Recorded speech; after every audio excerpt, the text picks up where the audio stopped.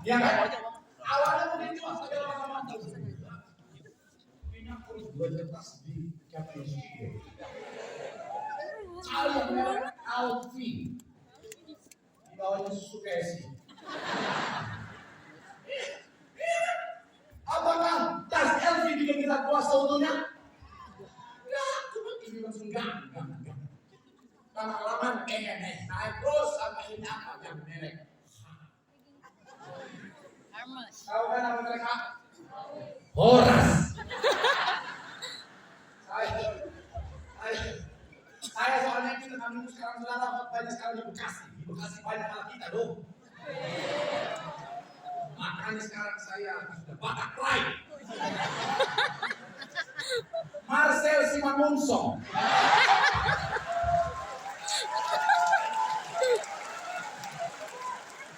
Bapak diperlukan tuh Bapak aja. Si boleh ditutup Bapak aja. Yang mau bilang nanti silakan. Tapi saya mau bilang saudara, tetap akan pernah puas. Kenapa? Karena sifatnya yang laki-laki harta tambahan. Apakah wanita kita punya misalnya bapak-bapak punya banyak istri, apakah bisa bikin kita puas seutuhnya? Ini bukannya bapak-bapak boleh awas gue bilang puas, gue dampak tuh. Lu nggak lihat dari karena saya bilang kabut itu tulis, lu yang buat kabut. Saya tanya bapak-bapak tuh. Kalau bapak-bapak, apakah punya banyak istri bisa bikin kita puas seutuhnya?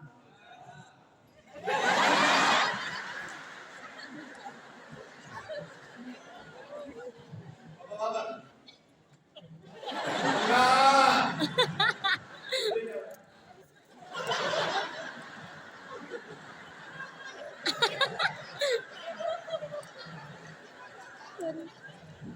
Karena sekarang banyak suami-suami tertindas. Ada bapak mau bilang begini, Pak, kita pernah bilang begini, kalau doa istri akan sangat membuat suami diberkati Tuhan. Satu istri berdoa yang luar biasa berkati akan ibu istri Pak Beta. Hei, nggak begitu Bang.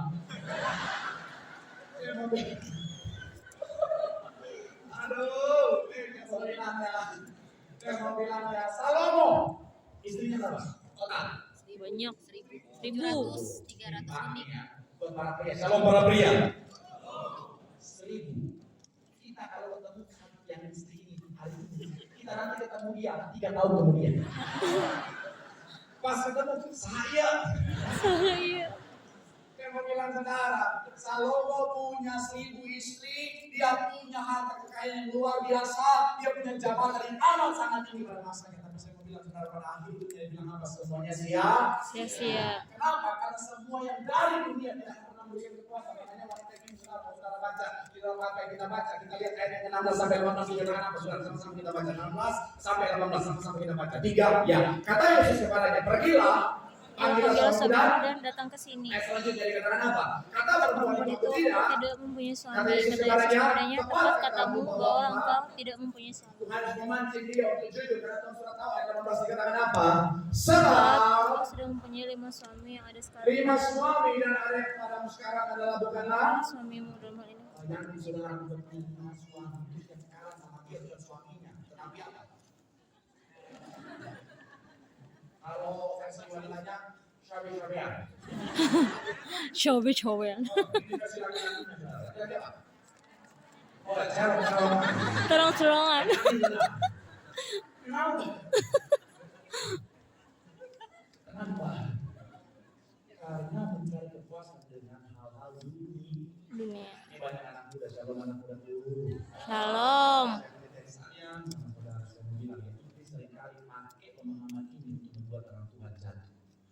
Bilang saudara percaya, tidak ada kepuasan yang dunia tawarkan yang bisa memberikan kepuasan yang sejati dalam hidup. Kenapa? Karena hati kita memang dirasakan ada satu bagian yang hanya bisa diisi oleh si pencipta yaitu Tuhan sendiri. Selama kita akan punya Tuhan, kita tetap tidak akan pernah puas utuhnya, akan tetap kosong. Tapi kalau kita sudah punya Tuhan, air kehidupan, kita akan dipuaskan dengan sejati. Kita putarkan yang paling mulia buat Tuhan. Bilang sama kanan kirimu, di dalam Tuhan ada kepuasan yang sejati. Tepuk tangan yang paling mulia buat Tuhan. Haleluya. Jangan sampai kamu bersiap-siap. tercatat. Apa dampak yang dihasilkan ketika saudara saya menerima air kehidupan? Yang ketiga adalah kita dipulihkan. Sama-sama bilang sama saya dipulihkan. Dipulihkan. Sama-sama bilang sama saya menerima pemulihan. Menerima pemulihan. Baik pada tubuhan maupun tubuh manusia, air punya dampak untuk apa? Memulihkan. Tuhan adalah air kehidupan, juga membawa pemulihan dalam kehidupan setiap kita. 2 Tawarik pasal yang ke-7 ayat 14, sama-sama kita baca. 2 Tawarik pasal yang ke-7 ayat 14, sama-sama. 3, ya, dan umatku yang atasnya namaku disebut merendahkan dirinya, berdoa dan mencari wajahku, lalu apa? Maka aku akan mengampuni dosa mereka, perhatikan, serta memulihkan negeri mereka. Mazmur 126 ayat 1 dikatakan apa? Nyanyian ziarah ketika Tuhan apa?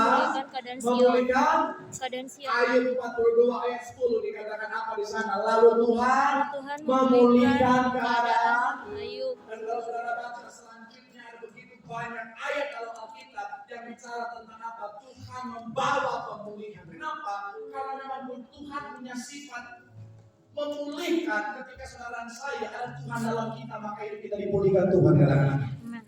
Jadi ketika saudara saya dalam mengambil setiap kita untuk berakar, bertumbuh dan berbuah, seperti yang saya bilang di bagian awal, bicara tentang badai bisa datang kapan saja, bicara tentang gelombang bisa datang kapan saja, dan itu seringkali bisa menghasilkan luka dalam hidup kita, saudara.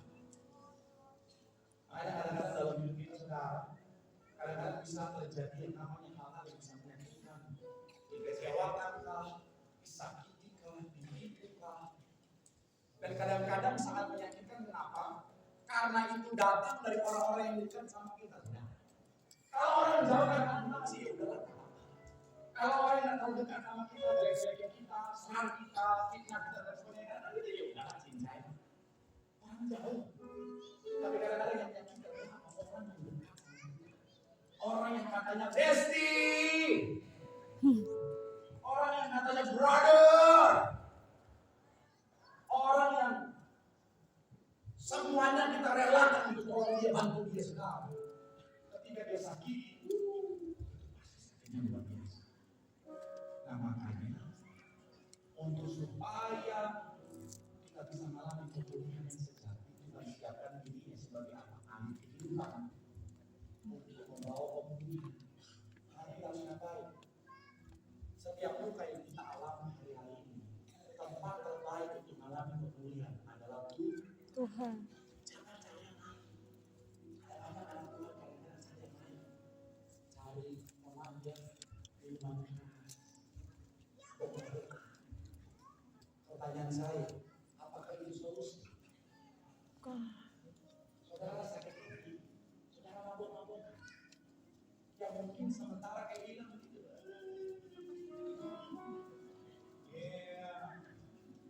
Tak selalu. Sampai kapan? Kalau saya mabuk hilang, masalahnya balik lagi, sakit hati balik lagi, plus sakit kepala. Ada yang cari solusi, jiwa sampai surga. Jangan habis kalau kita berdebat boleh merokok ini. Tapi saya selalu ajak teman untuk berpikir logika begini. Orang yang merokok di pom bensin aja ditolak, apalagi di surga.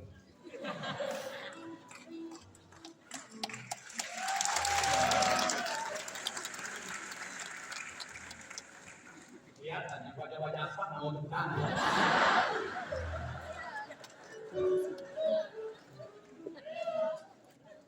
Oke, saya selalu bilang ya,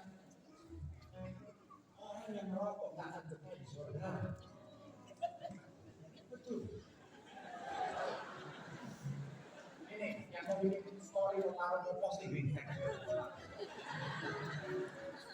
Supaya jadi berkat bagi banyak orang. Siap-siap ya.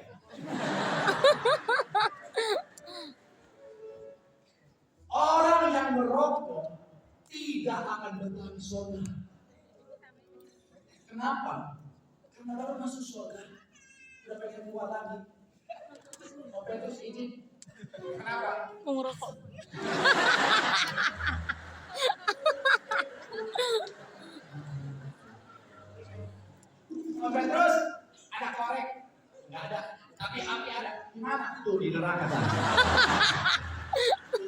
di sana berasap. Saya cepat berhenti. Saya mau bilang istri-istri yang membiarkan suaminya merokok adalah istri-istri yang menginginkan cepat suaminya cepat-cepat inalilah. Suami lagi tarik. Ya terus Pak, terus silakan. Yang penting di rumah udah sama mama, keluar rekening sudah mama. Aku mau saya tanya.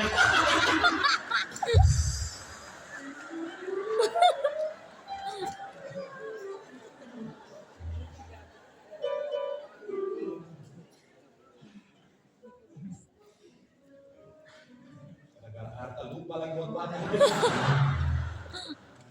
Tapi itu mau bilang saudara ya, kan? Dalam hidup kita kadang-kadang ada hal-hal yang menyakitkan. Tapi saya mau bilang sekarang, ketika kita mau datang sama Tuhan, di situ ada pemulihan yang sejati. Amin. Jadi jangan cari pemulihan di luar Tuhan, karena ujung-ujungnya sia-sia. Ada yang saya kenal sekarang ketika dia sakit hati dengan hal yang ada dalam hidupnya, mohon maaf dia pakai obat-obat terlarang. Saya sedih lihatnya saudara. Awalnya mungkin kelihatannya kayak manusia gitu saudara. Dia pakai.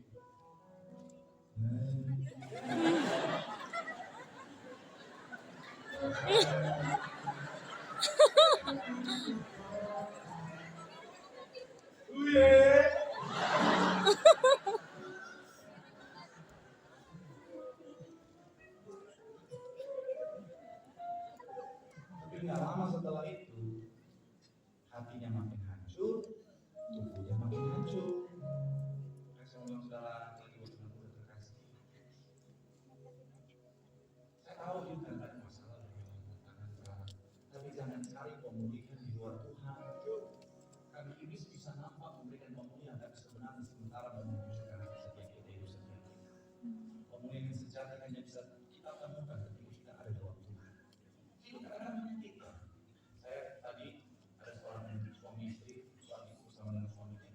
Jadi beberapa hari yang lalu, hampir seminggu sudah, mereka datang cerita bahwa suaminya bisnis bersama-sama partnernya. Ketika hasil sudah mulai banyak, suaminya itu disingkirkan saudara. Akhirnya suaminya disingkirkan harus keluar dari perusahaan itu. Istrinya sangat-sangat sakit. Tapi saya bilang sama ibu-ibu bahwa ibu sudah yang Tuhan yang punya. Akhirnya tadi mereka datang, mereka bilang Pak puji Tuhan, nanti kami sudah dipulihkan. Dan sekarang suami saya sudah mulai bisnis yang baru dan dapat banyak orderan besar. Bahkan perusahaan sebesar Angkasa Pura kasih orderan yang begitu besar terus buat suami saya. Saya bilang saudara, mau hati kita biar Tuhan yang pulihkan. Jangan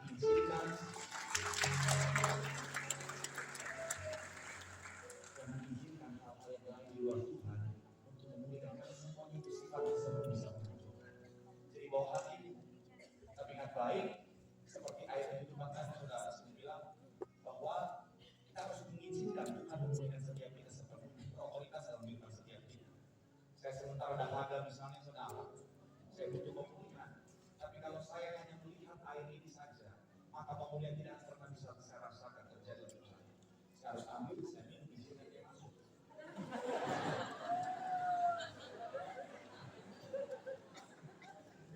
Siapa? Seger. Saudara boleh di gereja, tapi kalau saudara nggak izinkan Tuhan berotoritas dalam hati, engkau nggak akan pernah tahu ini. Jadi pastikan izinkan Tuhan masuk berotoritas dalam hidup dalam hati, supaya dari Tuhan itu akan memulihkan setiap kita. Tepuk tangan yang paling meriah buat Tuhan. Bila tangan yang dirimu hanya dalam Yesus ada pemulihan yang sejati. Tepuk tangan yang paling meriah buat Tuhan yang diberkati Allah akan tanganmu. Tepuk tangan saudara yang paling meriah buat Tuhan. Haleluya. Saat